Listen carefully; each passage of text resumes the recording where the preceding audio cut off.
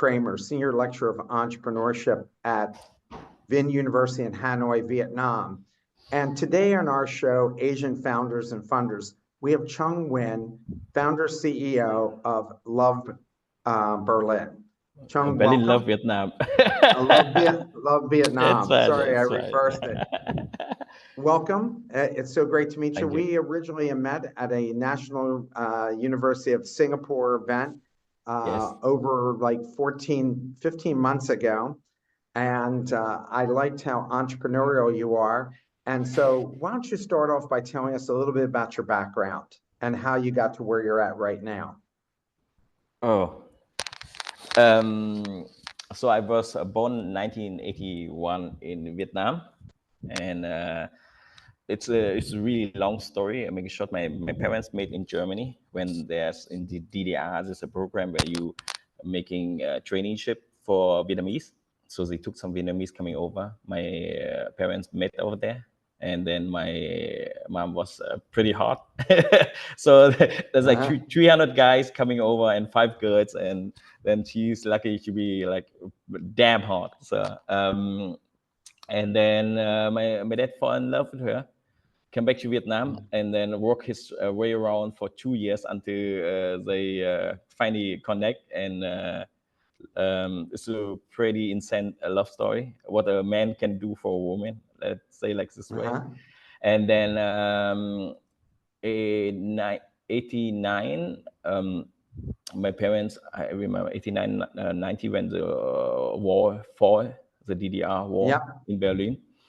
So my mom, just bought 3 tickets and just come over to visit my dad because she was with us alone in Vietnam for 2 years. And my dad has an offer 87 come to Germany as a translator, because that time not many people spoke German.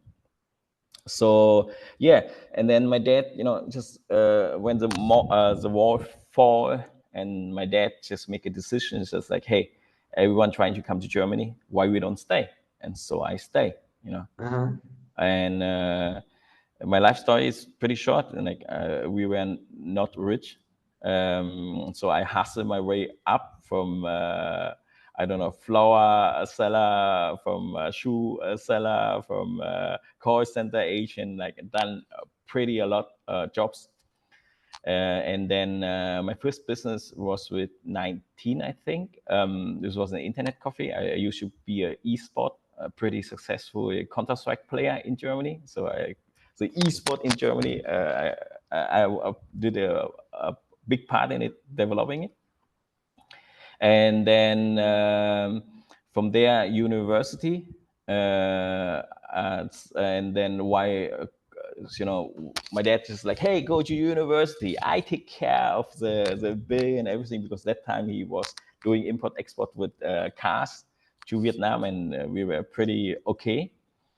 And then and then my he got because of private issues or whatever. My grandpa was super ill, and he died, and my dad has to come to Vietnam. Like it's supposed to be in 3 weeks, and then it's prolonging more than 4 months. And then if you have a business running in Germany, and you are not 4 months not there, the tax coming after you, everything coming after you, your cars laying down in parking lot, and it's getting damaged. And so he went bankrupt.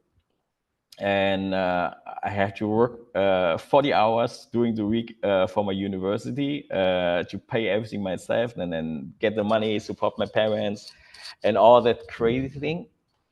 And then I think when I was 27, my cousin, she offered me like they used to have a karaoke bar in Berlin, and I used to work as a part-time job also as a bartender. And then they know that I'm very industrial, always time very German in this kind of way, working hard. So they needed some cash, and you knew that I always, have cash because I work hard and save it up. And then she asked me, hey, you want to join as a business partner? And so I joined. And then 2 years, 7 days, 17, 18 hours per day, because it was the biggest karaoke bar in Europe. and it's we needed like 2 years to pay all the debt and just getting organized. If you're running kind of like a big venue, and then after like 3-4 years, we get pretty successful. We're running a lot of money. I just decided that I don't want to work like you guys. I don't care about money that much. I just want to know about the world. So I worked pretty half year I was backpacking to the world, and then Nice. And yeah, us. what did you learn that influenced you to be an entrepreneur? Like from all your travel, how Yeah. did that influence your thinking? I don't think that influenced my thinking. I influenced more my mindset. And one like you see different cultures, you see how poor the people are, you see how rich people are, you see something. If you're just staying in the United States, or you're just staying in Europe, or you're just staying in Vietnam, you don't know the world, because the information you're getting to the social media at that time, or the information you get through documentary, it's just like a small little part of it. If you want to have a feeling of a country, you have to live in it, you have to travel in it, you have to talk to people, and then you recognize that anywhere in the world, people are lovely. If you spread love, and you be nice to them, they giving it to back to you tenfold, because you are a stranger, and they are always interesting in it. You working in to like outback, and then you passing a kindergarten, and then all the kids coming around, it's like, hey, and they want to Uh-huh. take pictures, something like that. And I think one would change my mindset, and that's really important. Why I came back to Vietnam was like nearly 20 years ago, when I was back packing in Thailand. I met a guy, and his name was Dennis Guyon, and then he was like a Viet Kieu, so a guy who grew up in France and come back to Vietnam. And then he was also on holiday in Thailand with his son, and then we're getting really like wasted drinking, in Thailand. So, and then I started to bitch about Vietnam. Oh, Vietnam is sad. Vietnam is so good in Germany, and blah blah. And then you recognize that it's not like that. All right. So you recognize, and then he was really upset about it, and then he just looked at me, really drunk, and I was really drunk, and he wake me up with that. He just put his hand on my chest, and just pointed out, and just saying like, Chung, if people like you not coming back to Vietnam and change it, who's the fuck gonna do it? And that, that's imprint like a thought in my mind, and that was also a big part of the decision to come back in Vietnam 2018. So And why Berlin Love Vietnam? Like, why did you start that? when 2018, I run 4 companies. I make pretty good cash, passive. Um, I decided like, hey, I need to change. I had a troublesome Polish ex-girlfriend, and I just like, I have enough. And then I didn't know, what's the next step. You're working for some company, it's what, it's not mind changing. So I wanted to do something. And then my grandma got 95, and she asked me to come back, and then never really lived in Vietnam. So I make the decision to go back to Vietnam. And then few of my friends, my best buddies, they thought like, hey, if I go, I always an entrepreneur, I always done business, I always hustle my whole life. So why we don't create an venture capital? You take the money, go to Vietnam, and think about something you invest in.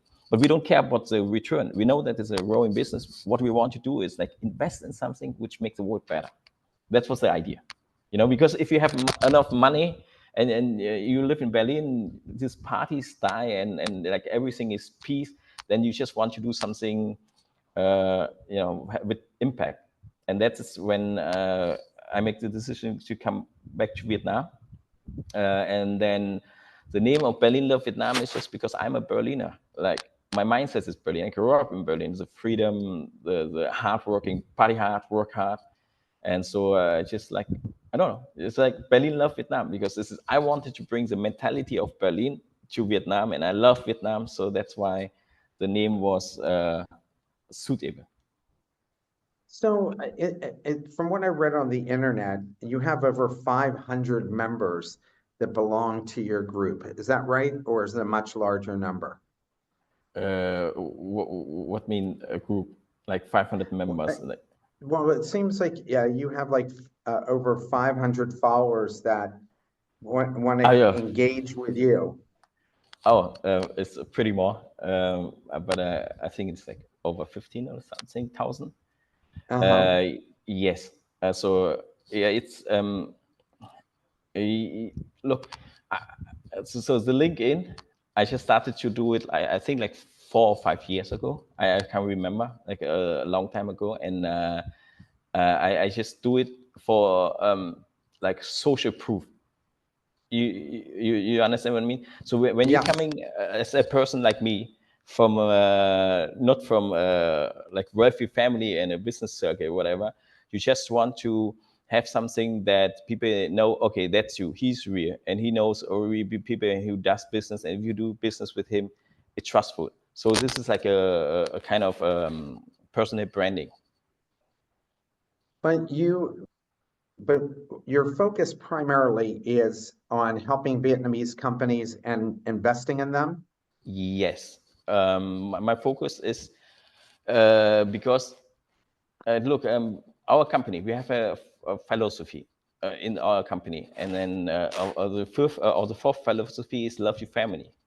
So, which mean if you're not able to help your family first or your country, how you can help someone else? So, here's so much to do, and that's where my focus is. So the whole work we're doing is doing something which benefit Vietnam, but not just Vietnam, but overall. So Berlin love Vietnam. So even a part of the branding, right? Berlin love Vietnam. It's not Berlin loves Vietnam. Yeah, it's not like Berlin loves. No, it's Berlin love and Vietnam. So that is the most important thing. So if Vietnam is not nice, then we don't love Vietnam. Uh, So it's more like Berlin love and Vietnam. So this is also the thing how we do business. It's like a and win-win, but for everyone. what kinds of companies do you invest in? We invested in bamboo, we invested in stevia, we invested in forest, we invested in carbon offset project. So it's depend on.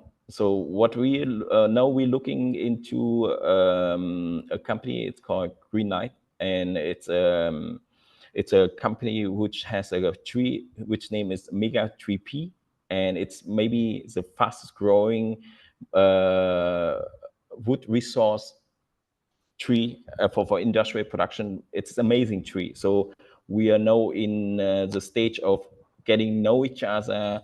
What is their project? And as a Vietnamese company, the difficulties to get investors, and same like for them, is reporting. How you manage your cash flow, how you have an international standard. And when you do a company as a German company, the law has to be regulated. Yeah.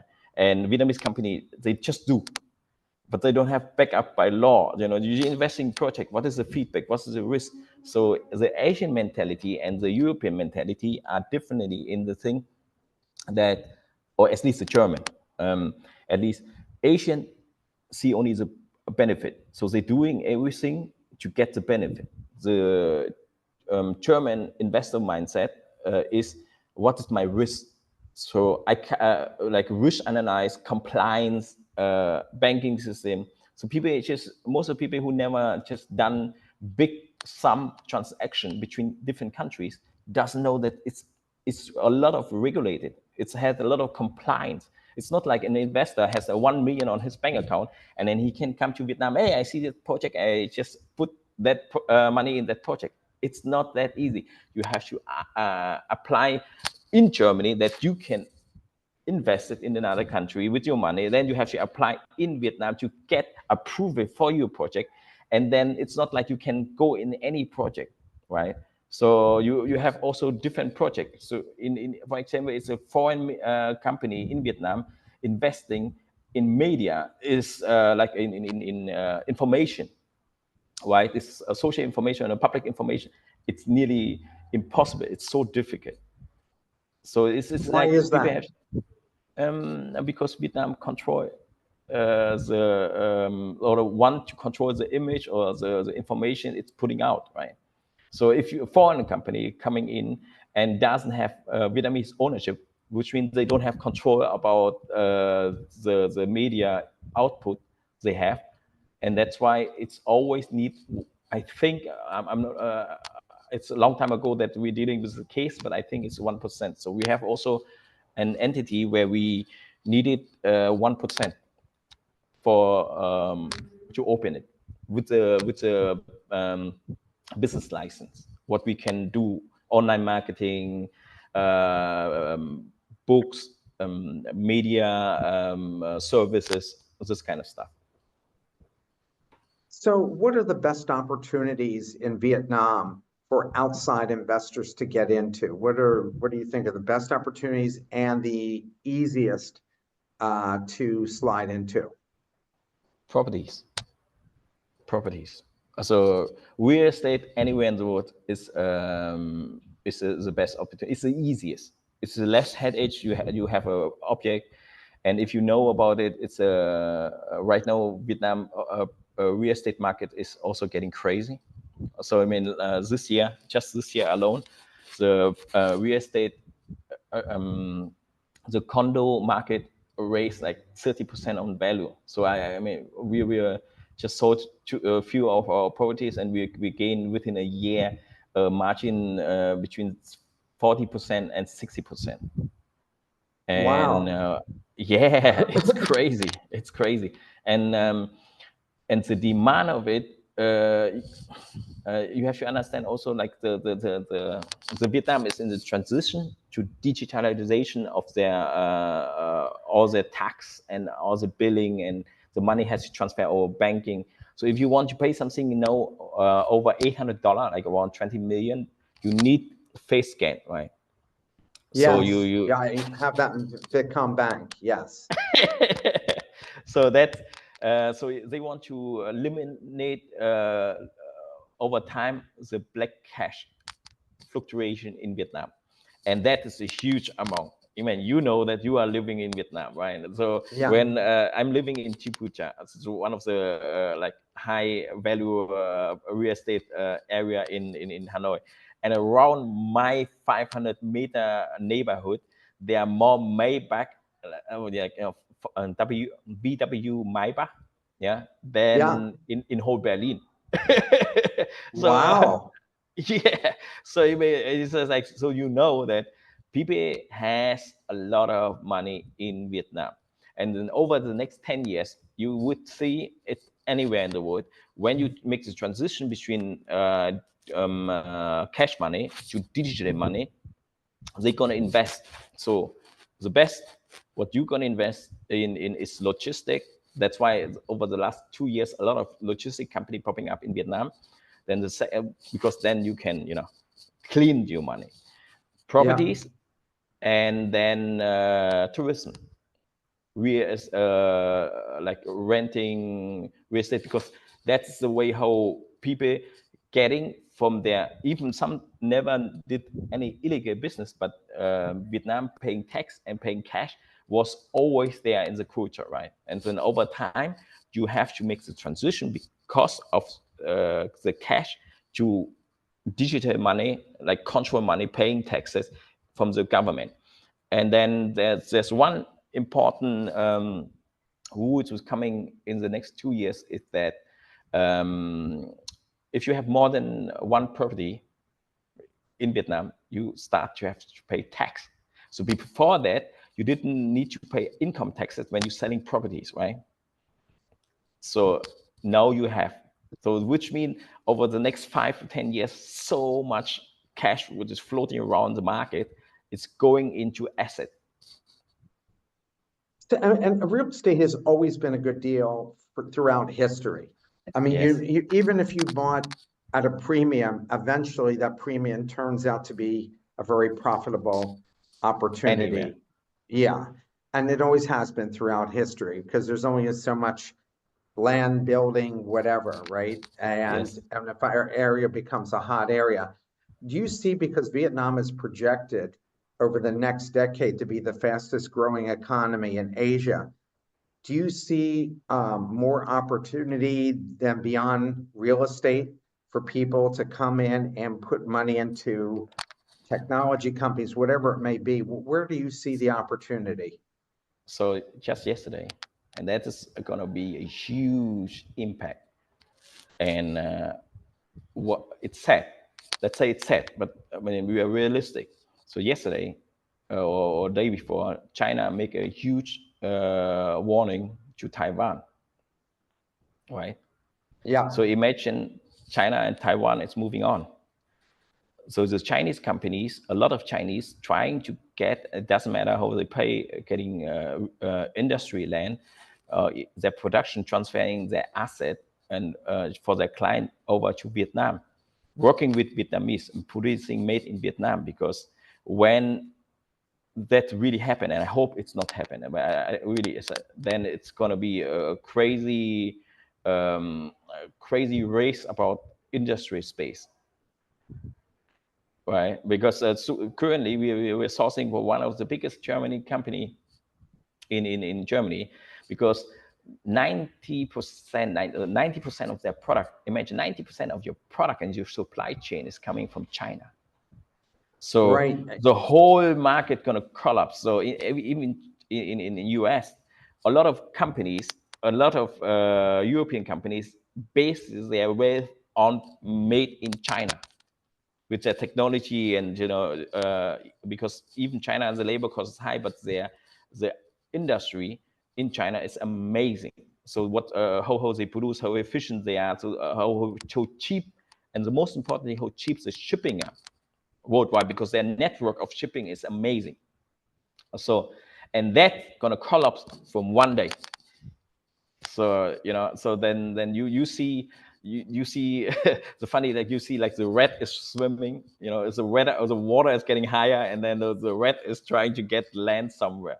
And that is what I see in the industry space. And my Chinese German friends, they just like, before that, they never call. You haven't seen each other for 10 years, and they never call. They say, hey, Chung, I coming to visit you Vietnam, man. Let's talk. I coming next week. Okay. So that is how it started. And then same back to the big German company. They want just like, hey, guys, I need your help, because we need to at least 20% of our production. It doesn't matter how high it doesn't matter how whatever, source that product. 20% we need it from Vietnam. And I see from being part of the American Chamber of Commerce, all types of companies looking at Vietnam to come here. I think Intel's biggest plant now outside of the US is now here in Vietnam. And they're saying that Vietnam is going to become like the chip manufacturing capital of Asia, because so That's many companies are looking at this as a safe haven to put their business. yes.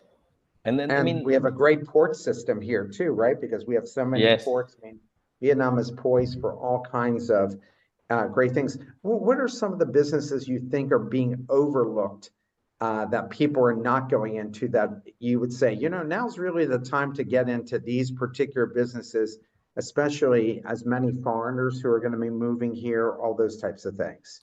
So I think if you are big investors and you have big money, big cash, it's going to be difficult to get approval. But going to biomass transition from biomass production to energy, because energy consumption in Vietnam is gonna be huge, Skyrocket. right? Yes, skyrocketing. Right now, Vietnam's still buying gas, liquid gas and other stuff to produce energy. But so far, Vietnam biggest resource is agriculture, and then the forest industry, right? So the problem in the forest industry, why they haven't used, they producing wood pellet and exporting the volume to Japan and Korea, because they cannot process it to energy here in Vietnam, because a power plant is super expensive, right? So if you have the resources here, why are you not making the domestic energy here and selling the energy? So the margin you have is way higher, because the wood pellet is a low margin, but energy, it's a way higher. And do you think that, okay, energy is gonna always need it?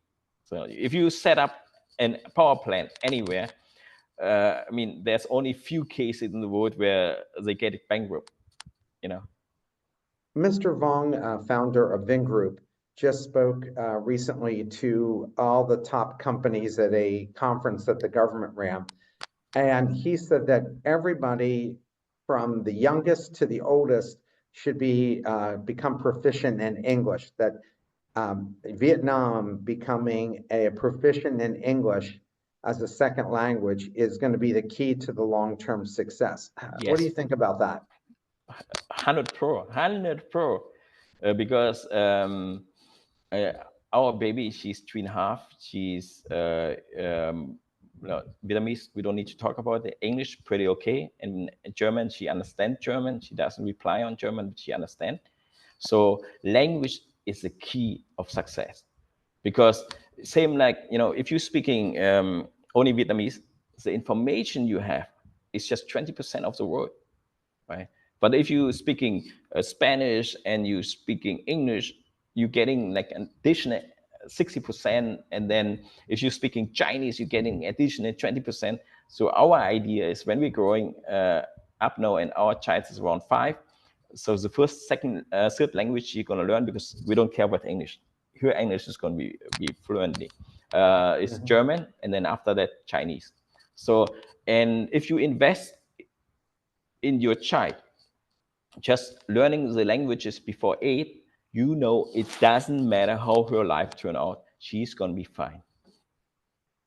They're going to be very successful. What would you tell college, high school students who are going to college?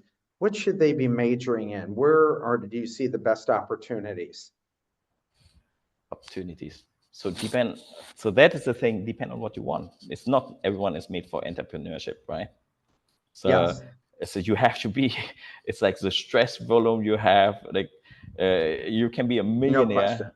You can be a millionaire today, and tomorrow you broke. Yep.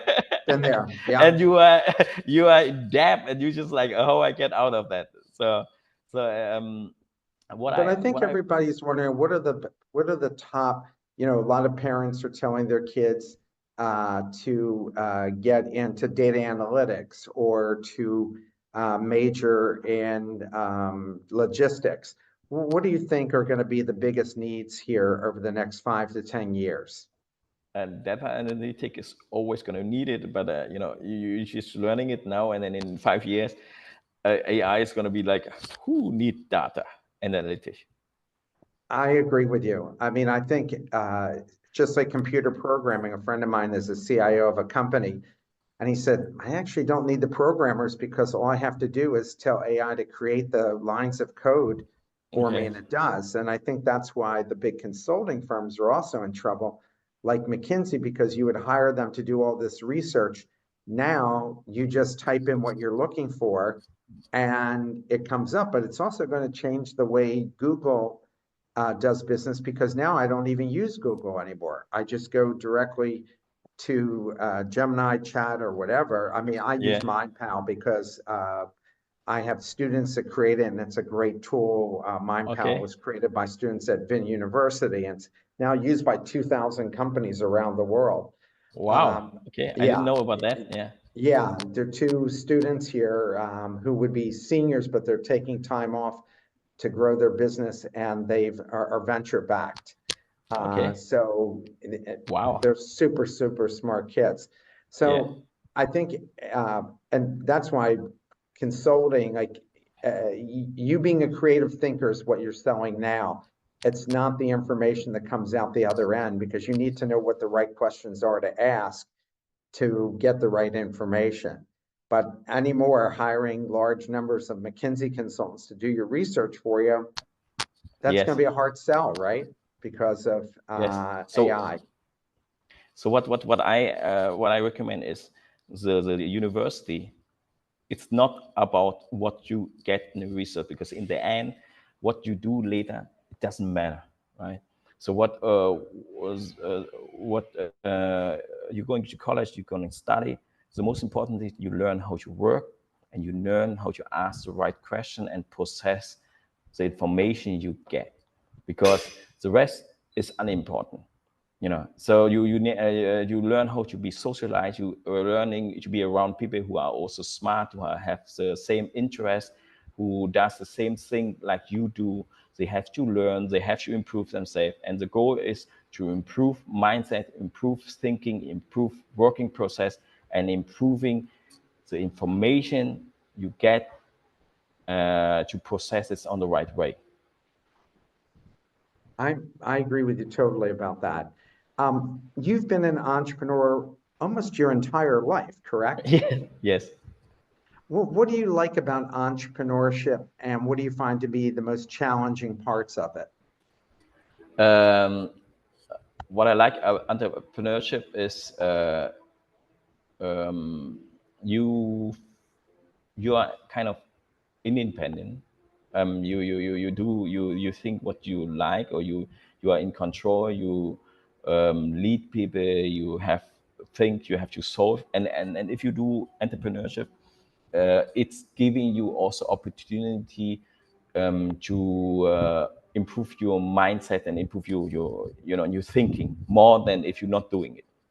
And that is my way. And the difficulties to be an entrepreneur is paying the bills.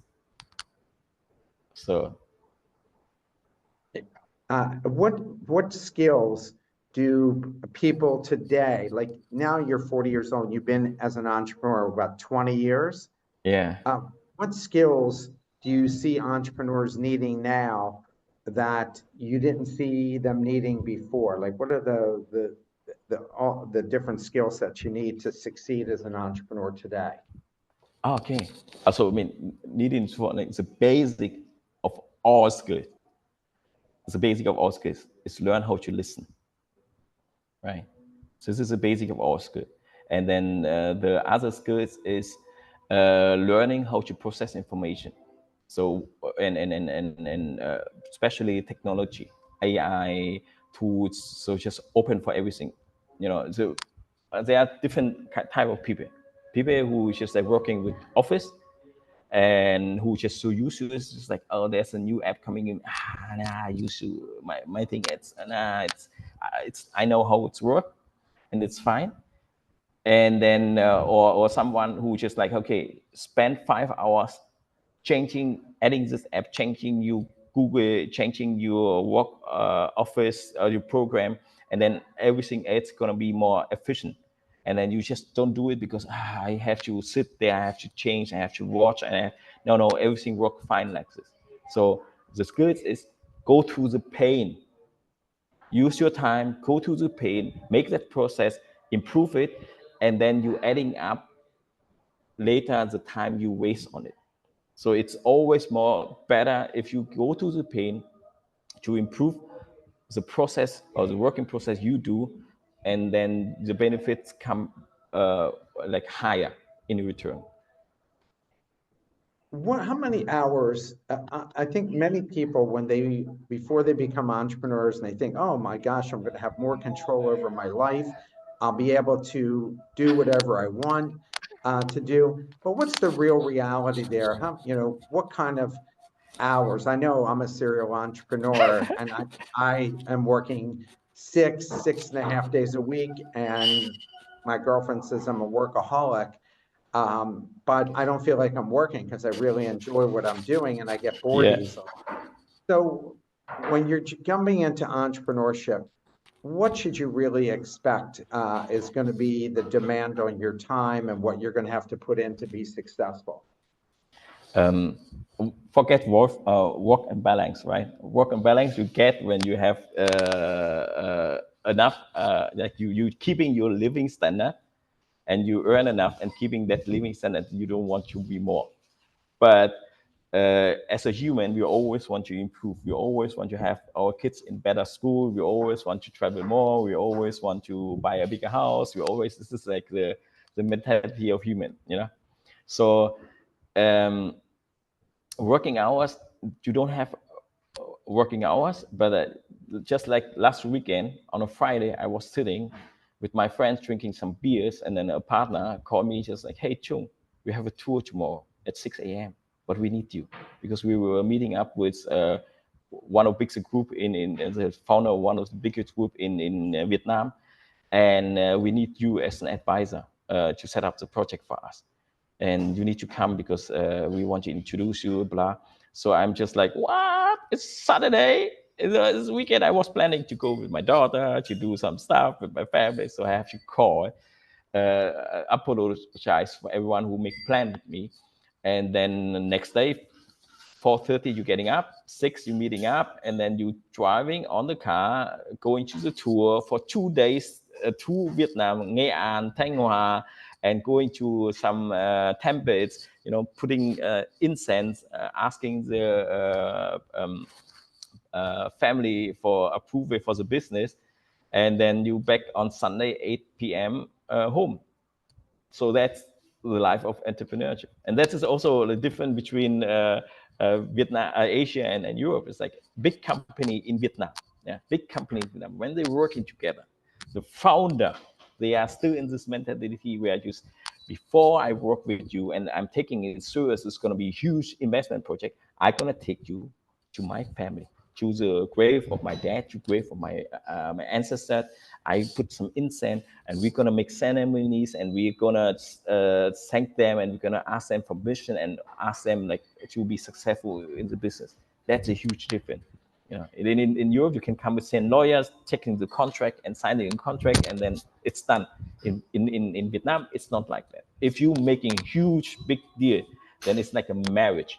So they're gonna take you to their ancestors, or you taking them to your ancestors, and it's gonna be like asking the family for permission to do business together.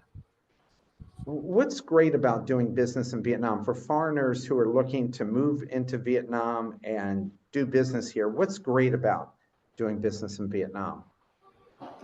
Instant, you're getting any service instantly, right? You need something. I mean, if you need a factory, if there's not cash, I can put you a factory within 3 weeks.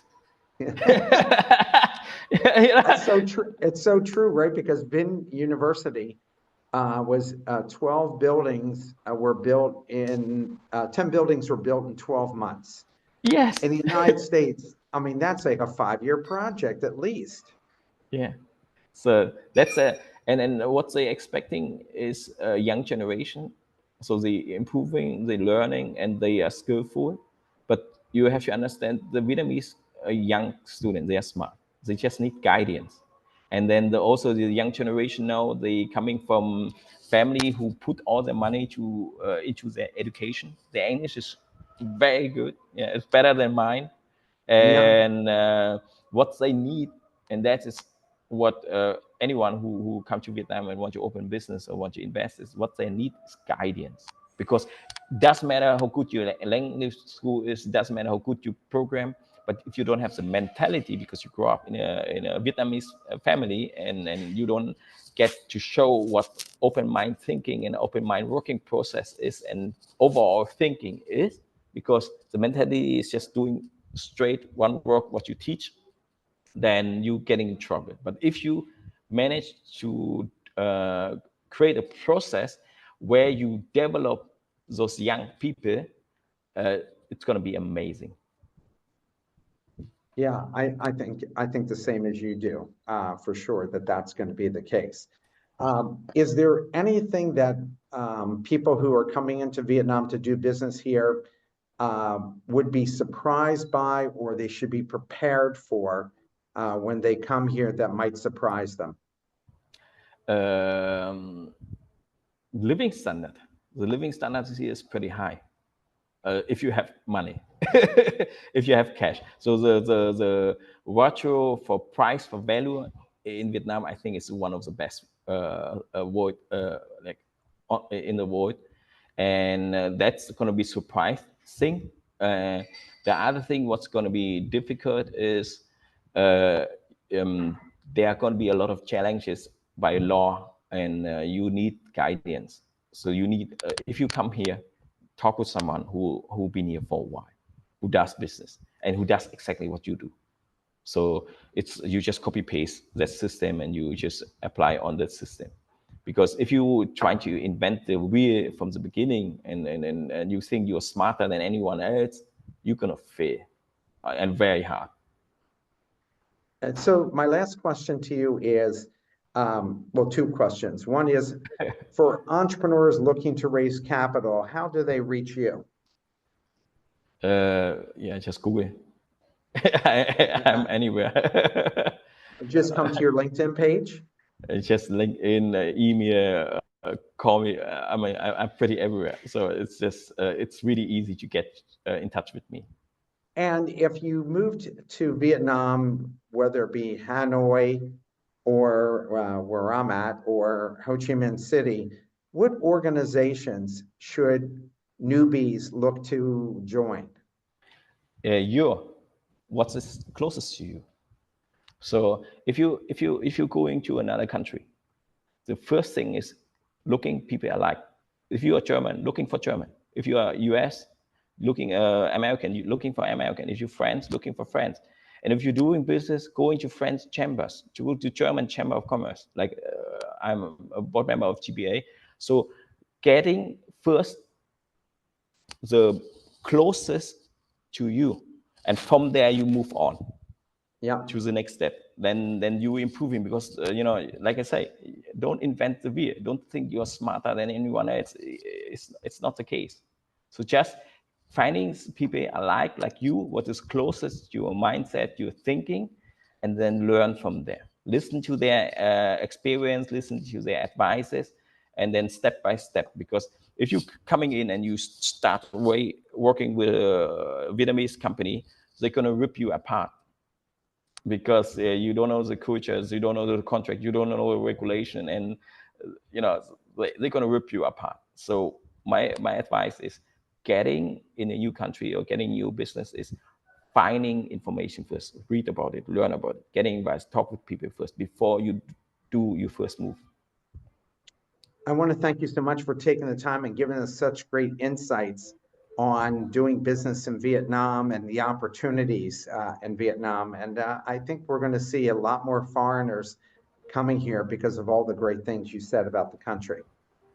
Thank you for having me. A great opportunity, and I'm looking forward. We are really excited. I have to say, like, so yeah, this year we make more turnover than over the past 6 years in Vietnam combined. No question. Have a great day. You too. Thank you very much.